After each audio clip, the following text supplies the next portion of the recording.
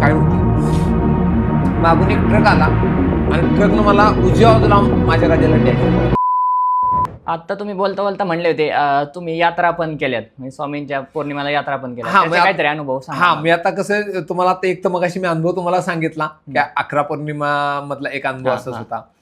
वाडीला पण आम्ही जातो किंवा एक एक सेवागिरी पुष्यगावला सेवागिरी महाराजाचं स्थान दत्तस्थानच आहे, त्याला पण आम्ही जातो. त्या ठिकाणी आमची दरवर्षी पाडव्याच्या अगोदरची आदल्या दिवशी जी अमावस्या असते त्या दिवशी अन्नदान असतं. खूप बरेच वर्ष होतं. एक वेळ असा प्रसंग आला होता, आम्ही सकाळी पूजा असते त्या ठिकाणी आपल्या हस्ते, तिथं होती पूजा, त्यामुळे आम्ही लवकर निघालो होतो आणि गाडीनं चाललो होतो. त्यांचा आशीर्वाद कसा असतो बघा, मला म्हणायचं काय तर आम्ही पूर्ण फॅमिली होतो.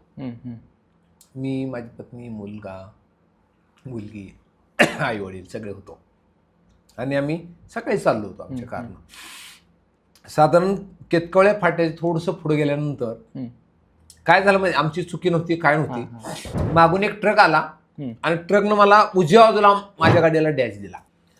तर गाडीला डॅश म्हणजे माझी अख्खी अर्धी बाजू माझी चेंबली. बघा मी काय म्हणतोय, अख्खी बाजू. मला त्या गाडीला 50,000 रुपये खर्च आला.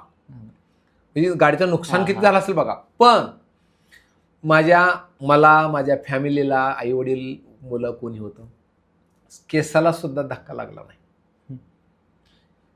म्हणजे गाडीचं एवढं नुकसान झालं की आम्हाला जायचं, पण आम्ही ती गाडीकडे नाही बघत बसलो. आम्हाला देव महत्वाचा होता. आम्ही गाडी तिथं बाजूला लावली, दुसरी गाडी बोलवून घेतली आणि आम्ही पहिलं दर्शनाला. म्हणजे तुम्ही विचार करा की स्वामींची, दत्तगुरूंची कृपा होती म्हणून तुमच्या केसाला सुद्धा त्यांनी धक्का लागून दिला नाही.